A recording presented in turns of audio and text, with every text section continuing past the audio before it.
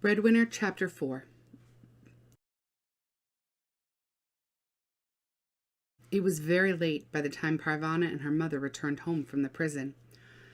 Parvana was so tired she had to lean against Mother to make it up the stairs the way Father used to lean against her. She had stopped thinking of anything but the pain that seemed to be in every part of her body, from the top of her head to the bottom of her feet. Her feet burned and stung with every step. When she took off her sandals, she could see why.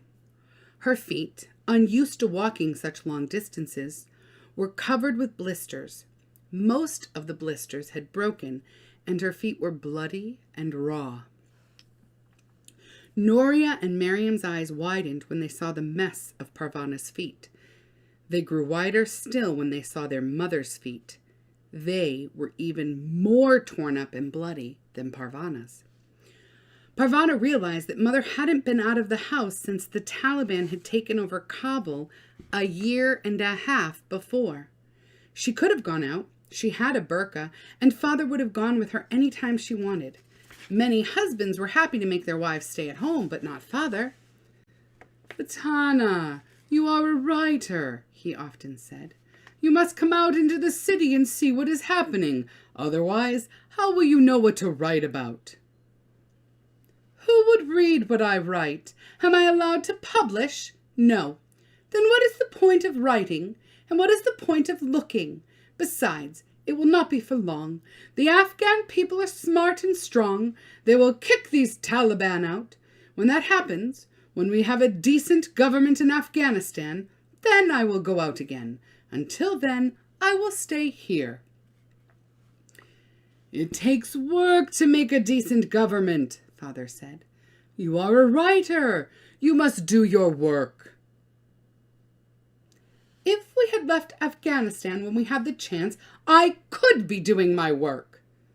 "We are Afghans. This is our home. If all the educated people leave, who will rebuild the country?" It was an argument Parvana's parents had often.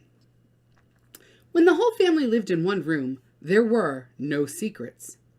Mother's feet were so bad from the long walk that she could barely make it into the room. Parvana had been so preoccupied with her own pain and exhaustion, she hadn't given any thought to what her mother had been going through. Noria tried to help, but Mother just waved her away. She threw her burqa down on the floor. Her face was stained with tears and sweat. She collapsed onto the tow shack where Father had taken his nap just yesterday. Mother cried for a long, long time. Noria sponged off the part of her face that wasn't buried in the pillow. She washed the dust from the wounds in her mother's feet. Mother acted as if Noria wasn't there at all. Finally, Noria spread a light blanket over her. It was a long time before the sobs stopped and Mother fell asleep. While Noria tried to look after Mother, Miriam looked after Parvana. Biting her tongue in concentration, she carried a basin of water over to where Parvana was sitting. She didn't spill a drop. She wiped Parvana's face with a cloth she wasn't quite able to wring out. Drips from the cloth ran down Parvana's neck. The water felt good. She soaked her feet in the basin, and that felt good too. She sat with her feet in the basin while Noria got supper. "They wouldn't tell us anything about Father," Parvana told her sister. "What are we going to do? How are we going to find him?" Noria started to say something, but Parvana didn't catch what it was. She began to feel heavy. Her eyes started to close, and the next thing she knew, it was morning. Parvana could hear the morning meal being prepared. I should get up and help, she thought, but she couldn't bring herself to move. All night long she had drifted in and out of dreams about soldiers. They were screaming at her and hitting her. In her dream, she shouted at them to release her father, but no sound came from her lips. She even shouted, "I am Malali, I am Malali," but the soldiers paid no attention. The worst part of her dream was seeing Mother beaten. It was as if Parvana was watching it happen from far, far away and couldn't get to her to help her up. Parvana suddenly sat up, then relaxed again when she saw her mother on the tow shack on the other side of the room. It was all right. Mother was here. "I'll help you to the washroom," Noria offered. "I don't need any help," Parvana said. However, when she tried to stand, the pain in her feet was very bad. It was easier to accept Noria's offer and lean on her across the room to the washroom. Everybody leans on everybody in this family, Parvana said. Is that right? Noria asked. And who do I lean on? That was such a Noria-like comment that Parvana immediately felt a bit better. Noria being grumpy meant that things were getting back to normal. She felt better still after she'd washed her face and tidied her hair. There was cold rice and hot tea waiting when she had finished. Mother, would you like some breakfast? Noria gently shook their mother. Mother moaned a little and shrugged Noria away. Except for trips to the washroom and a couple of cups of tea, which Noria kept in a thermos by the toe shack, Mother spent the day lying down. She kept her face to the wall and didn't speak to any of them. The next day, Parvana was tired of sleeping. Her feet were still sore, but she played with Ali and Miriam. The little ones, especially Ali, couldn't understand why Mother wasn't paying attention to them. Mother's sleeping, Parvana kept saying. When will she wake up? Miriam asked. Parvana didn't answer. Ali kept waddling over to the door and pointing at it. I think he's asking where Father is, Noria said. Come on, Ali, let's find your ball. Parvana remembered the pieces of photograph and got them out. Her father's face was like a jigsaw puzzle. She spread the pieces out on the mat in front of her. Miriam joined her and helped her put them in order. One piece was missing.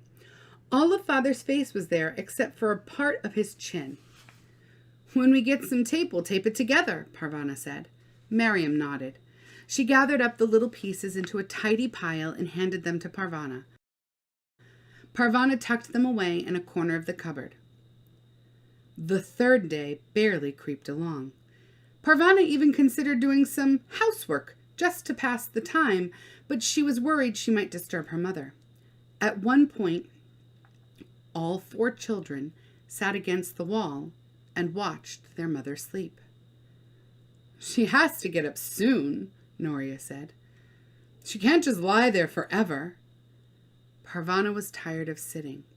She had lived in that room for 1.5 years, but there had always been chores to do and trips to the market with Father. Mother was still in the same place. They were taking care not to disturb her.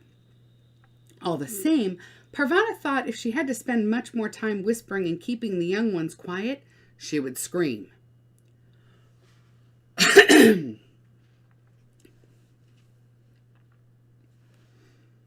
It would help if she could read, but the only books they had were Father's secret books. She didn't dare take them out of their hiding place. What if the Taliban burst in on them again? They'd take the books and maybe punish the whole family for having them. Parvana noticed a change in Ali. Is he sick? She asked Noria. He misses Mother. Ali sat in Noria's lap. He didn't crawl around anymore when he was put on the floor. He spent most of the time curled in a ball with his thumb in his mouth. He didn't even cry very much anymore.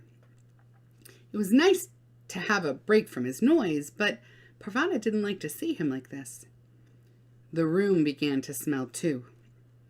We have to save water, Noria said, so washing and cleaning didn't get done.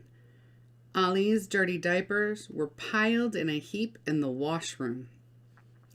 The little window didn't open very far. No breeze could get into the room to blow the stink away.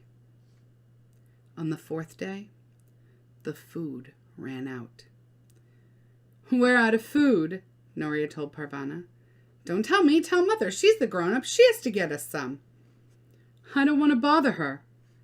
Then I'll tell her. Parvana went over to Mother's toe shack and gently shook her. We're out of food. There was no response. Mother, there's no food left. Mother pulled away. Parvana started to shake her again. Leave her alone. Noria yanked her away. Can't you see she's depressed?